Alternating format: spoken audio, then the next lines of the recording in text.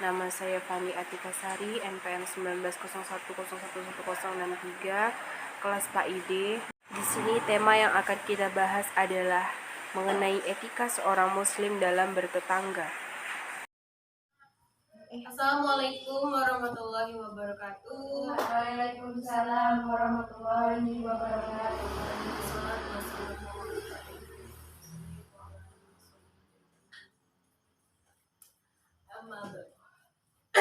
Maaf ya, saya hari ini agak pilek. Puji dan syukur marilah kita panjatkan ke atas kehadiran Allah Subhanahu wa taala, Tuhan yang Maha Esa, sehingga kita hari ini dapat berkumpul dalam forum ini dengan keadaan sehat walafiat. Amin. Amin. Salawat serta salam marilah kita haturkan kepada baginda Nabi Muhammad Sallallahu Alaihi Wasallam yang kita nantikan syafaatnya kelak di yaumil qiyamah. Amin. Materi pertemuan kita pada hari ini adalah materi yang bukan sesuatu hal yang jarang kita dengar ya. Setiap hari justru malah kita berinteraksi dengan orang-orang ini. Apa itu materinya? Kita hari ini akan membahas tentang etika seorang muslim dalam bertetangga. Kenapa harus beretika? Ya karena Islam adalah agama yang lengkap, menyajikan panduan bagi umatnya untuk semua hal tentang hidupnya, tak terkecuali tentang bertetangga.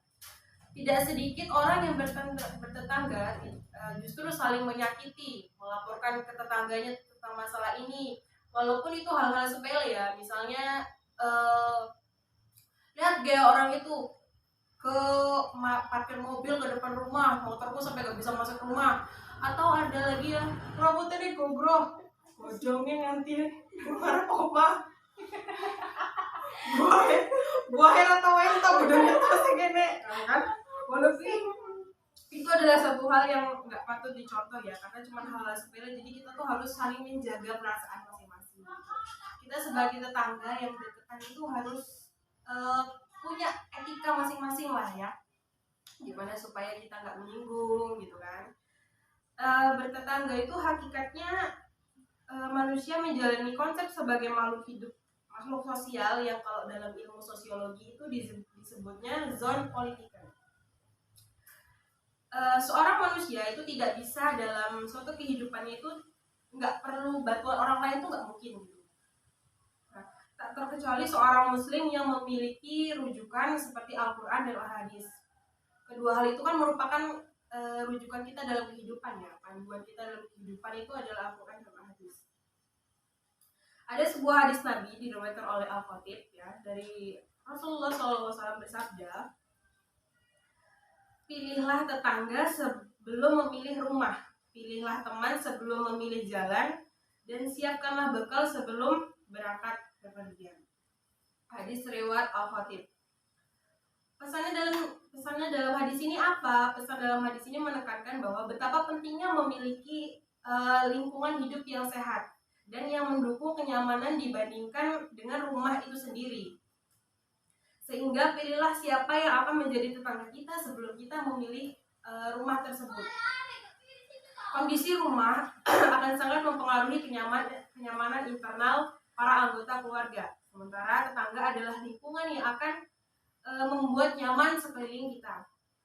Keduanya harus bisa benar-benar kita miliki, karena kebahagiaan sejati selain ingin kita mendapatkan kebahagiaan sejati, selain dari keimanan kita kepada Allah, kita juga harus memiliki suatu respek kepada tetangga-tetangga kita. Kemudian ada prinsip umum yang harus dilakukan seorang muslim dalam bertetangga dan berhubungan dengan pihak lain, baik dengan sesama muslim maupun non muslim. Jadi jangan mentang-mentang tetangga kita itu non muslim, walaupun rumahnya tuh dempetan pagar kayak gini, kita nggak peduli.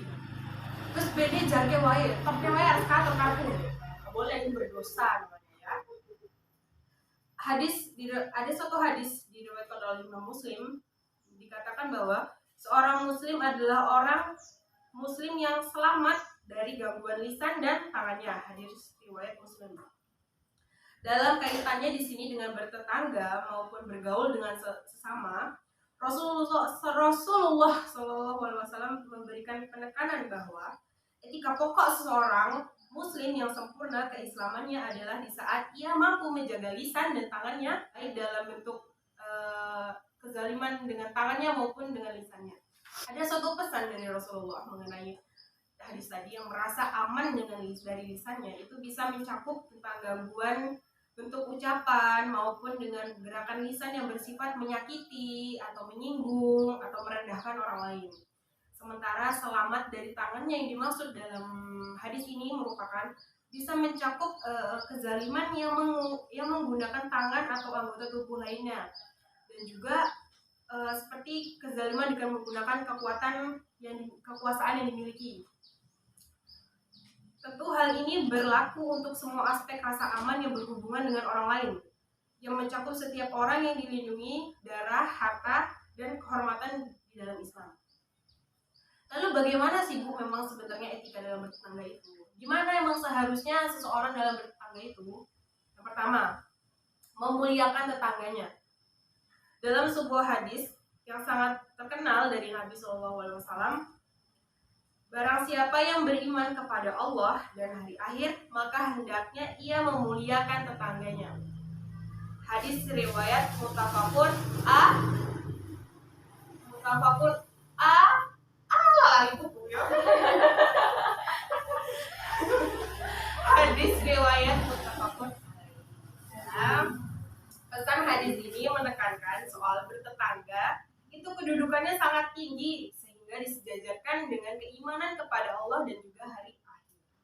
Artinya, barang siapa yang tidak memuliakan atau berbuat baik kepada tetangganya, maka ia dikategorikan sebagai orang yang tidak beriman terhadap Allah Subhanahu wa taala dan juga hari akhir. Yang kedua apa? Yang kedua, memelihara hak tetangga, khususnya yang paling dekat. Betapa Rasulullah mewanti-wanti agar benar-benar baik sesama tetangga yang paling dekat maupun dengan lingkungan yang di sekitar rumah. Pernah suatu kali istri baginda Rasul, Siti Aisyah radhiyallahu anhu, bertanya kepada sang suami, "Ya Rasulullah, aku memiliki 2 tetangga, manakah yang harus aku beri hadiah?" Kemudian Nabi SAW menjawab, "Yang paling dekat pintu rumahnya dengan rumah kita." Berarti apa? Berarti yang hendaklah dahulukan pintu orang atau tetangga yang paling berdekatan dengan kita sebelum kita mendahulukan tetangga-tetangga kita yang lain. Jelas tetangga yang paling dekat lebih berhak didahulukan daripada tetangga yang letaknya rumahnya jauh. Tetangga yang paling dekat akan menjadi orang pertama yang akan menolong kita saat kita berada dalam musibah. Yang ketiga, tidak mengganggu ketenangan. Karena posisinya saling berdekatan, sementara masing-masing memiliki hak hidup, maka harus saling mengerti satu sama lain. Terlarang bagi seorang mukmin mengganggu ketenangan dari tetangganya. Larangan keras ini ditemukan dalam sebuah hadis dari Abu Hurairah di mana Rasulullah pernah berkata, barang siapa yang beriman kepada Allah dan hari akhir, maka janganlah dia mengganggu tetangganya. Jika kita ikuti berita di media sosial ya, orang yang bertetangga itu justru bertengkar malah karena masalah-masalah sepele yang harusnya nggak perlu diperdebatkan gitu kan. Jelas ini tuh melanggar fatsun bertetangga yang harusnya kita miliki, apalagi sebagai seorang muslim ya. Nah, yang keempat adalah saling menasehati dalam kebaikan. Karena hidup itu bersama dalam lingkungan dekat, apalagi sama tetangga, kenal dan sering bertemu, bahkan tiap hari itu tatap muka ya dengan mereka, buka pintu kelihatan tetangga kan. Jadi kayak nggak etis gitu kalau kita pura-pura nggak kenal tuh. Atau kalau misalnya mereka punya satu hal yang salah dan kita tahu kalau itu salah, ya nasihati, tapi ya harus dengan baik-baik. Nabi SAW bersabda, agama itu nasihat. Kemudian para sahabat bertanya, untuk siapa wahai Rasulullah? Beliau menjawab, untuk Allah, kitabnya, Rasulnya, para pemimpin kaum muslimin dan seluruh kaum muslimin. Hadis riwayat Muslim, Abu Daud dan Ahmad dan juga Nasai. Kemudian karena itu sampaikanlah nasihat baik dengan cara hikmah, diantaranya dengan tidak menyebut orang yang dituju dan tidak dilakukan secara kesombongan, apalagi merasa diri kita tuh saat bernasihat itu lebih benar, lebih hebat gitu. Tidak boleh ya. Yang kelima, saling berbagi makanan. Nah, ini sering nih, apalagi dalam satu flat yang sering kita tahu apa, kadang sampai kita keciuman masak apa, sampai rumah masak apa kita keciuman, tapi nggak ada yang bagi gitu kan.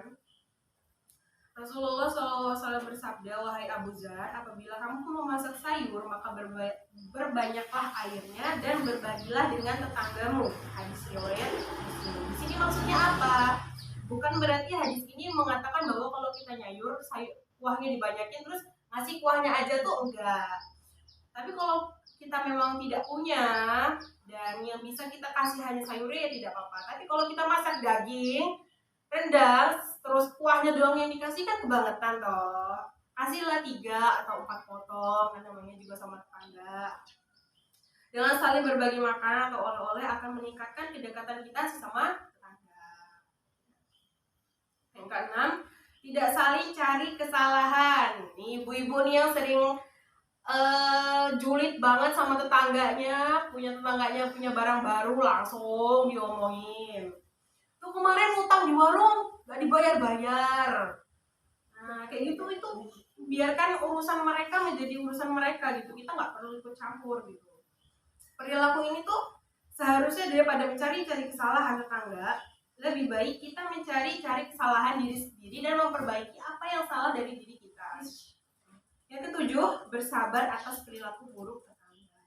Meski berat, tetapi ini akan sangat mulia di mata Allah. Maksudnya gimana? Kan ada tuh tetangga-tetangga yang reseh.